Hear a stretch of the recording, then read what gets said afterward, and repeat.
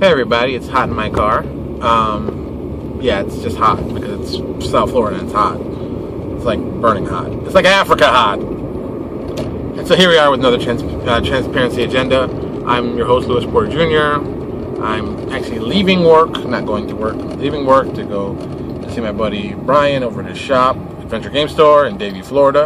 If you happen to be in Davie, Florida, stop on by, or in the South Florida area, stop on by. It's a great shop. Lots of Pathfinder, lots of good stuff.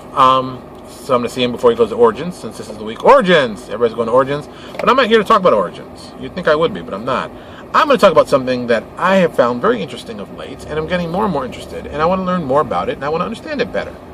I am talking about, wait for it,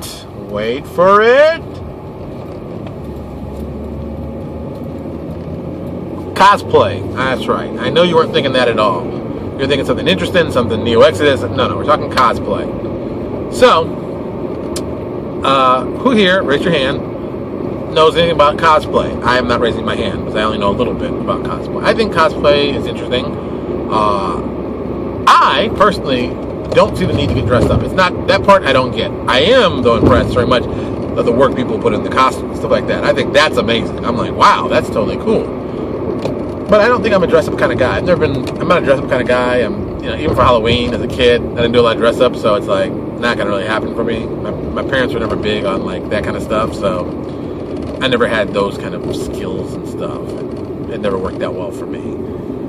But cosplay as a whole, I'm always fascinated because it is a little bit about the pure look of costumes and making them in realistic ways. So I mean, let's be honest. Some superhero costumes are horrible choices. Like, oh God, like Gambit. Gambit's got the worst costume ever. It's like, how do you sneak around in that? Like Wolverine in the blue and yellow costume. Dude, what kind of ninja wears blue and yellow? I mean, come on. I don't get that. But it's also amazing to see that people actually do the costumes up. They make them look very, very realistic. So, and then there's the high end, like Yaya Han, who I'm a huge, big fan. I like a lot of stuff she does. I think she has elevated the concept of what cosplay is to a much higher level. I think she did it very smartly, too. It's very much, I guess to say, very much in line with what models do. She became famous doing cosplay, but she kept promoting herself kind of over what she was cosplaying. I mean, yeah, don't get me wrong. She's done a couple, I'd say, really, really popular ones, like the Scarlet Witch one. Very, very great cosplay, but it was, it was Yaya Han. She did the Baroness, but it was Yaya Han. She put herself in these great costumes, but it was her in these costumes, and I think that made a difference.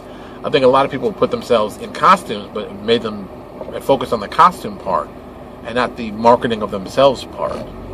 It's an interesting idea, and you're seeing more and more of it. And I've initially, like most guys, I saw women doing it for a while, and I didn't get it. I still don't totally get it, but I get it. I get it. I get it. But I know I know it's not for me, but I do get it. So I think it's a great way to get people interested into whatever you're trying to sell as a whole. That said, I think for RPGs, I think that is almost a perfect way to do it. Sean K. Reynolds' wife, Jody, does a lot of cosplay specifically for Pathfinder. I think that's a smart idea. I think showing her wearing the costume, wearing that kind of costume, only just helps build the brand. It helps people want to try it for themselves. Because everyone wants to play. There are some cool iconics that people say, I want to play that iconic. I want to dress as that iconic. That's the iconic I want to be. So they go about and do that. And I think that is kind of cool. And, for Neo-Exodus, of course, I always talked about doing cosplay added to it. I'd even have gone as far as trying to actually approach some, I think, well-known cosplayer. I can tell you, I'm still waiting to hear back, so I can tell you. It's, Ivy Doom Kitty. Very, very much the look I like. Not just personally, hey, that's another story. But I think she's got that right look for the character I wanted to put on her costume for us. I think it'd be very, very cool to have someone at that level that people know who it is, and represent that. I think, it's something else you can do to add to the coolness of your campaign, your setting, and what you're doing as a company. But it's really, let's be bluntly honest. Basically, all we're doing as creating worlds, we're creating intellectual properties, IPs, and we're just kind of selling them to people, letting people take them and run with them and go with them as far as they can. And sometimes some of us focus on the mechanics, some focus on the world and the creativity, the campaign settings. You know, I'm focused very much on the campaign setting. I think that helps sell it. You know, Neo Exodus first started out for 3.5, and now we're using it for Pathfinder. You know, the IP has definitely grown over that time, and what it is, and what it looks like, and how it's developed, that's also grown. I think this only helps out the brand, and doing cosplay would be another step in that kind of right movement. So, like I said, I'm going to be, probably this summer, I'm going to be focused on looking at doing more cosplay, going to conventions, getting people to wear the costumes of some of our characters, and just going from there. I think that brings a different element, because this year, with everything that's gone on with my wife and everything, I basically said I'm just going to take an entire year off, not go anywhere, not do any of that stuff, not do anything. You know, I still have my son. You know, I'm a single parent now, so it's like, you know, anything I do, I got to think, what am I doing with my son? How's Lucas going to do? So that's very much a look I've got to think of now, which is, you know, it can be depressing. It can be very depressing, because you're like, oh, I'd love to go to this event. Oh, I can't take Lucas to this. Oh, I'd like to go to this event. Oh, I can't do that because I have Lucas. So it's, you know, I've got to think seriously, where can I go and what can I do? And like next year, I'm hoping to do PaizoCon again. I really, even though the distance is crazy, I'm not going to lie. Flying from Fort Lauderdale to Seattle is a long distance, and I do it, you know, I fly out there, I do my stuff, and then I fly back. And it's, you know, it's usually a weekend, 4th of July, it's over that weekend period. It's rough, man. That's a rough flight. You know, I like the flight, but that's a rough flight. I don't know if I can, you know, do that as much. Plus, you know, you get back to work, you're tired, something happens, you know, I'm stuck somewhere, someone has to take care of Lucas. You know, those are other issues that have to be dealt with accordingly. And so, you know, eventually, I'm sure they'll resolve themselves as we're making preparations to handle that. But it is what it is. So right now, you know, thinking about how to get myself to more cons, do stuff like the cosplay, get more involved with that. Those are approaches that, you know, I spent this entire year thinking about it and how to do it really well. Because I think execution is also another part. You know, I like seeing people around booths get excited about the product that's there and what's going on, and people get it. Because I mean, you know how it is. You've been to enough conventions. You go around, people walking around, they're tossing stuff at you. You don't really want that, But if you often see something going on, oh, what's that? Let me go check that out. That's the kind of stuff I want. People go, oh, what's that? Let me check that out. That's kind of cool. That to me that's the difference piece. That's the real differentiator. Yeah, that's the real differentiator, and that people coming up to you. That's just very, very cool to me. I like that. You know, it's kind of a personal choice kind of thing. I mean, what do you want to do as? Let me sit up a little bit. What do you want to do as a company? What do you want to do for your market? You know, what do you want to do to get people interested in it beyond the games you make? And you know, I mean, Paizo's done a prime example. Paizo develops other sources of revenue based on their IP for Pathfinder. You know, and doing cosplay, that's another way to help build your fan base. Someone told me a long time ago, which when I heard about it initially, I thought it was kind of silly, but looking back, I thought I was like, ooh, that would have been very, very smart to do. Someone said, hey, you know, it would be really cool. And this is a female writer who's telling me that. She's like, you should think about doing dress patterns in the back of your source books. And I was like, what? Why would I do dress patterns? She's like, because, you know, there are people who do cosplay who would like to see that kind of stuff. And I bet you'd be very interested. And I was like, no, who would be interested in that? This was years ago when someone told me about this. And, you know, I've always kept in the back of the head like, that's kind of interesting, dress patterns. Just something I never thought about. And then, great example, I went to PaizoCon. They're having their big event Saturday night during the same time as the dinner. People do the big event. People are dressed up, and they call it live action. I'm calling it, they're cosplaying it up. Totally dressed to the whole nine. And I'm looking, and I see something repeatedly that was important. First, a lot of people dressed up, males and females. Number two, the females that are dressed up were to the nines. I mean, it was like, wow, that's a great cosplay outfit. Wow, that's a great outfit. Wow, a lot of that going on. And I was like, And that was last year, and I thought about it. It's like, that's a smart idea. That's smart. I like that. And this always goes back to another thing I've always talked about.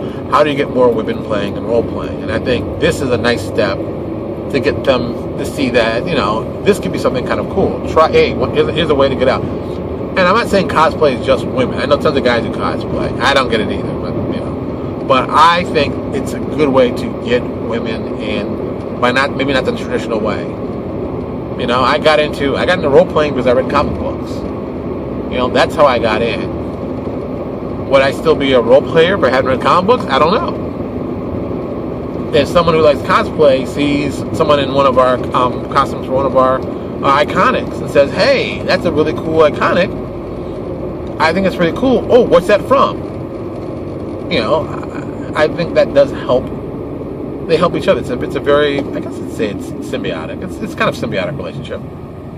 I'd say that. All right, what time is it? I can't see. I'm getting so old I can barely see the numbers since they're right on the steering wheel. So I don't know how long it's been. It's been a couple minutes, so I'll keep rambling on. But yeah, I think cosplay, and now the popularity of cosplay too. I mean, let's just be honest. It's on sci-fi. Say what you like about sci-fi. I know I don't see an RPG program on sci-fi. I don't see Pathfinder on sci-fi. Well, I mean, I think, you know, the show. But I don't see it on sci-fi. But I do see cosplay on sci-fi. So it's like, there are people doing this. There is some interest. You know, and I think that tied in directly. The cosplay part came in with the special effects stuff. I have a buddy of mine I grew up as a kid, Mark Viniello. Mark has, he does a practical effects studio in California. And I've known Mark, you know, God, I knew Mark since I was 11. I knew at 11 years old Mark Viniello was going to be a special effects guy. That wasn't even a slight surprise. When people said, oh, he's out in California doing special effects. I'm like, yeah, what'd you expect? That kid was doing stop motion photography with a video camera back in the like early 80s. And I'm not talking like 87, I'm talking like 82. And I mean, he was doing stuff that was pretty impressive back then with a kid. And we're talking of now for all you people who are young and are thinking, oh, what's so impressive about that? Video cameras used to be much bigger and cost a whole lot more. So he was doing, you know, stop motion with these big VCR tapes. And, I mean, we're talking 1982, 1983. So you can figure out. And he was doing cool stuff back then. So now, him doing it as an adult, not a surprise in the world. Not a surprise. And, you know, I said, that to me was interesting. I know they do a lot of the Jim Henson project, and they do a lot of, dude, why are you beeping me? Okay, accident about to happen. Oh, he stopped in the middle of the road. That's good. So, there's all these programs coming up doing special effects and makeup, and I think cosplay kind of pulled out of that. And, you know, let's be honest. There are a lot of women who do cosplay. I know, you know, I don't know what the numbers are. I don't know if it's like, you know, 75-25, but I know the numbers are high. Women seem to dig cosplay. You know, I guess, but cosplay is the new white wolf. That's what I'm going to call it. So, you know, I don't know exactly, you know, why that is, but that is what it is. Now it's raining. Why is it raining now? Damn you, South Florida. So, cosplay, RPGs, I think there's a connection there. I'm going to spend some time thinking about it, looking it over. I think you should spend some time thinking about it.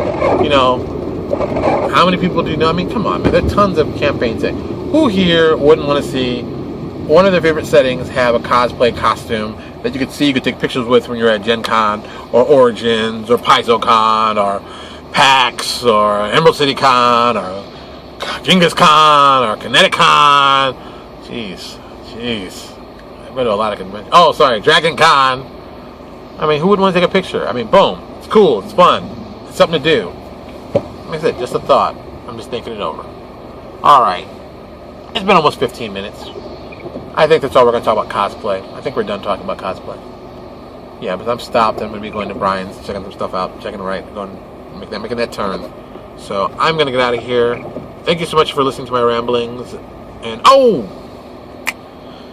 before I go, this message is out to my buddy Steve over at Wright Publishing. Steve, you know, Demi Plaintive Gaming. I enjoy watching Demi Plaintive Gaming. Now I know that your main man Owen has once again tried to take on another position on top. You know, if being super genius wasn't enough, it being green onion wasn't enough, and now he's adding piezo. Now I see that, you know, demi-plane, you know, some of those, you know, you're not doing as many. And I need my demi-plane of gaming. Porter, needs his demi-plane of gaming.